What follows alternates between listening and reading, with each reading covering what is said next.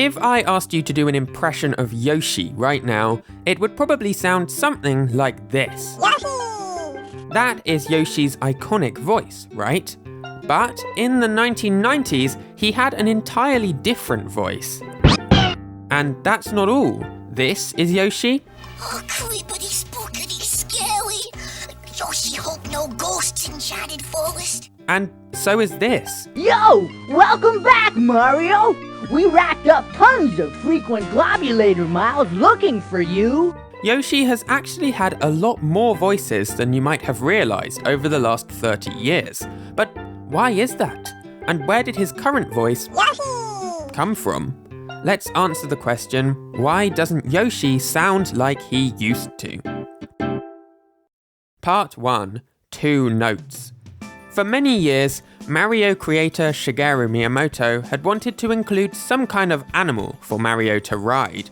He had a sketch of Mario riding the back of a dinosaur-like creature stuck on the wall in front of his desk for years and years.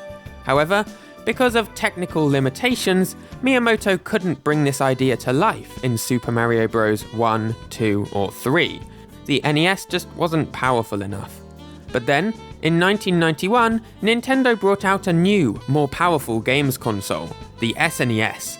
And finally, Miyamoto's idea could be brought to life in the form of Yoshi, the green, dinosaur-like creature that Mario rides the back of in Super Mario World. Now, Yoshi was a really important part of Super Mario World. He was right on the front of the game's box, after all. And it was up to Super Mario World's composer, Koji Kondo, to figure out what this new Yoshi creature should sound like. Now, on the original NES, all music and sound effects had to be created using simple waveforms. That's what gives old Nintendo music its distinctive 8-bit sound. However, you could play very short audio samples. They just used up so much cartridge space and sounded so low quality that they weren't used very much. On this new SNES console though, audio samples were everything. Instead of composers using those built-in 8-bit sound waves, composers on the SNES had to import their own audio samples to be used as instruments. So, for instance, with Super Mario World, Koji Kondo imported this short recording of a piano note. And that meant he could use piano sounds throughout the game's music. Of course, Super Mario World has many, many different instrument samples, but one extremely important one is this orchestra hit. This orchestra hit is what Koji Kondo used to create Yoshi's distinctive sound effect. Kondo first played 2 notes using the orchestra hit sound, and then he bent their pitches. The first note was pitch bent upwards, the second downwards. And here's how the final result sounds. Now, for a number of years, those 2 orchestra hit notes were used as the voice of Yoshi. Like in Mario Kart 64, when characters like Mario, Luigi, Peach, and Toad were speaking full phrases, Let's go! Yoshi instead sounded like this. And that works fine in a video game. If you need to convey more detailed information, just write it using text on screen. But Super Mario World was a huge hit when it came out in 1990. So huge of a hit, in fact, that it was adapted into anime, other games, and cartoons, which caused a problem. How do you turn Yoshi into a cartoon if he sounds like this? Part 2. The cartoons. It took a year for Super Mario World to be released in America, and when that happened, DiC Entertainment began producing a Super Mario World cartoon. Interestingly though, despite the cartoon being targeted towards the US, the voice actors hired were almost all from Canada, and that includes the voice of Yoshi, Andrew Sabiston. Sabiston gave Yoshi a high-pitched, cutesy-sounding voice. Take a listen. Oh, creepity, spookity, scary. Yoshi hope no ghosts in Shattered Forest. Ooga! Yoshi boogie! Now Yoshi more afraid than ever. Yoshi wish he wasn't alone. Now, that same year, 1991, an interactive anime adaptation of Super Mario World was released on VHS. However, in this anime version, there are 3 different Yoshis. And unlike in the American cartoon, all 3 Yoshis are voiced by women. The main Yoshi is voiced by Chika Sakamoto and sounds like this.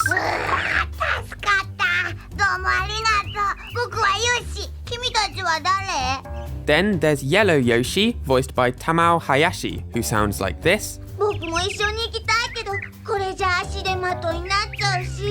And lastly, there's Red Yoshi, who is voiced by Ikue Otani, the voice of Pikachu.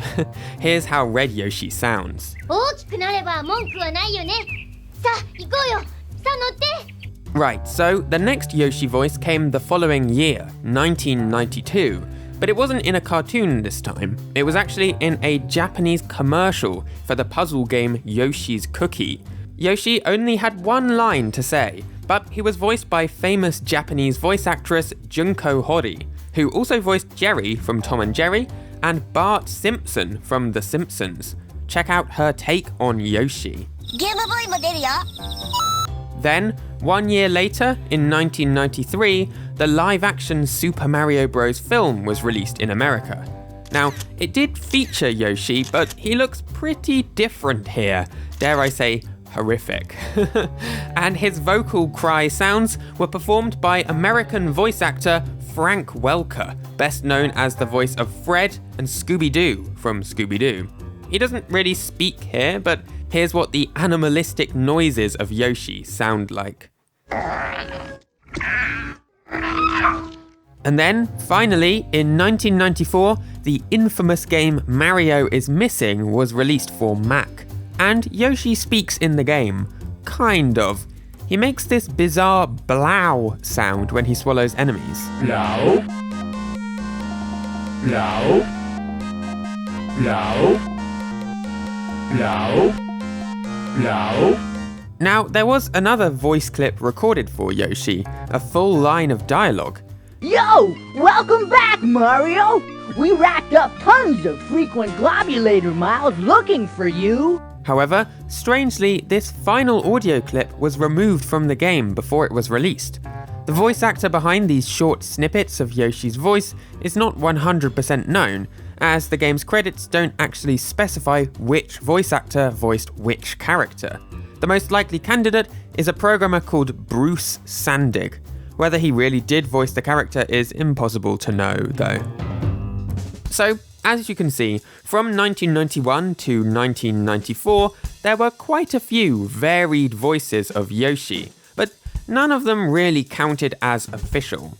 As far as I can tell, Nintendo had little to no input on any of the casting decisions made in these projects, except perhaps for Junko Hori in the advert. But back at Nintendo, Yoshi's official new voice was being worked on. And it is the voice that he still uses to this very day. Part 3, back at Nintendo. So, as I mentioned, Yoshi's original sound effect was reused in pretty much every game he appeared in, up until the year 1997, that is. After the success of Yoshi's Island on the SNES, Nintendo began work on a sequel called Yoshi's Story for the N64. And this time, Koji Kondo was not the composer. Instead, Kazumi Totaka took over. You might know Kazumi Totaka for his work on the Animal Crossing series. He's the guy KK Slider was based on. Plus, he wrote the famous Mii Maker theme. But in 1997, Kazumi Totaka's task was to compose the music for Yoshi's Story. Meanwhile, the game's two sound designers, Yasushi Ida and Hajime Wakai, were deciding what to do about Yoshi's voice. Up until then, he'd only really had that one single sound. But the two sound designers decided to finally change that. They wanted to give Yoshi a new voice. Now, normally in this situation, a professional voice actor would be hired. But instead, composer Kazumi Totaka was roped into voicing the character. Or perhaps he asked to voice the character himself. The details aren't super clear. But however it ended up happening, composer Kazumi Totaka entered a recording studio at Nintendo around 1997 and made all kinds of noises that he thought were Yoshi-like into the microphone. Here's how some of those recordings sounded. Brong, brong, ding bong, kapapapoo, weehaw. Ow, ow, ow, ow, ow, ow. Yeah, brong. Yay!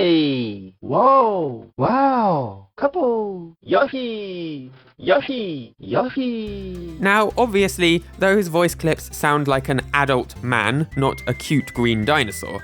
So the next step was to speed up those recordings, Alvin and the Chipmunks style. And here's the finished result, the voice of Yoshi. Brong, brong, ding bong, boom, pum pum, kapapapoo, weehaw. Yay! Yoshi! So, Yoshi's story was released in 1997, and for a few years afterwards, the voice of Yoshi wasn't super consistent. Some games immediately began using the voice clips recorded by Kazumi Totaka, like Super Smash Bros. In 1999. Yoshi! And Mario Tennis in the year 2000. However, other games kept using Koji Kondo's old sound effect, like Mario Golf in 1999, and Mario Party 2 and 3 in 2000 and 2001. But by 2002, Nintendo's games had completely phased out the old voice of Yoshi in favour of Kazumi Totaka's new voice. But back in 1997, Totaka only recorded the sounds that Yoshi's story would need, 60 of them in total. Which sounds like a lot, but since then, Yoshi has appeared in all kinds of Nintendo games. So, about 4 years later, while Super Mario Sunshine was in development, Totaka recorded a whole new batch of Yoshi sounds. But that wasn't the last time he did it. About 10 years after that, Super Mario Galaxy 2's director personally asked Totaka to record some new voice lines. According to the director, when I asked him to do it, he was a little uneasy. 10 years have passed, so he was worried it would sound as if Yoshi had aged. But impressively enough, Yoshi doesn't sound any different, I don't think, to how he sounded back in 1997. Here's how Yoshi sounds in Super Mario Galaxy 2. Yoshi! Yeah!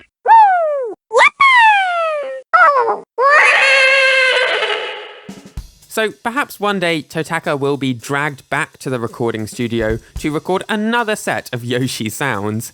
But for now, Nintendo seems happy to keep reusing the 3 collections of Yoshi noises they've got. Over the years, Kazumi Totaka has actually voiced quite a few Nintendo characters. Shy Guy, Professor Egad, Captain Olimar, and even Birdo. Wow! But the first character he ever voiced is also his most important and iconic, Yoshi. It was 25 years ago that Totaka first recorded Yoshi's voice, and it has become iconic. Yoshi! I kind of love that alongside writing music for Animal Crossing, Luigi's Mansion, and Wii Sports, every now and again, Totaka gets dragged back into the recording studio to record a couple of new voice lines. Hi, thanks for watching. I've always loved Yoshi's voice, so it was interesting to dig into where it came from. Hopefully you also found it interesting. Alright, I'll see you next week then. Bye!